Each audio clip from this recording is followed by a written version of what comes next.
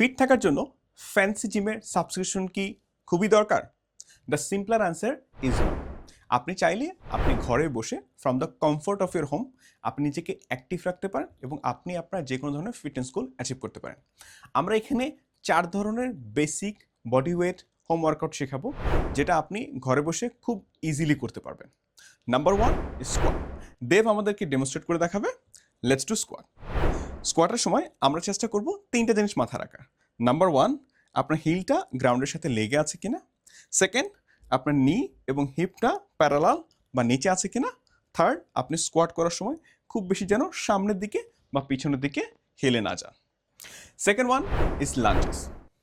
লাঞ্জেসে আমরা 2 পা সিমিলার জায়গায় রাখবো অ্যান্ড এই পাটা যেন আমাদের গ্রাউন্ডে টাচ না করে, গ্রাউন্ড টাচ না করেই সামনের দিকে আসবে অ্যান্ড অলসো বডিটা যেন মোটামুটি স্ট্রেইট থাকে, আপনার সেন্টার অফ মাস যেন খুব বেশি সামনে বা পিছনে না যায়। Third one is push up.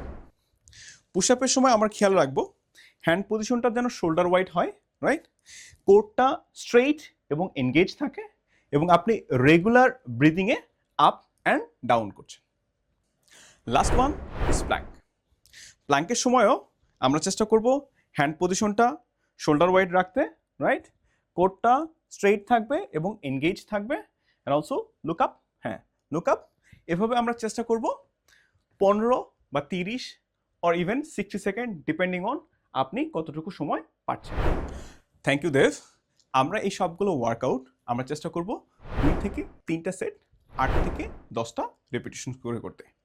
আমরা যদি এই ওয়ার্কআউটগুলো সাথে এভরিডে 8 থেকে 10,000 স্টেপস, 7 থেকে 8 ঘন্টা ঘুম, 3 লিটারের মতো পানি এবং আপনার গোল অনুযায়ী ক্যালোরি ডেফিসিট, সারপ্লাস অথবা মেনটেনেন্স ইনশিওর করতে পারেন, আপনি আপনার যে কোনো ধরনের ফিটনেস গোল ঘরে বসে অ্যাচিভ করতে পারবেন।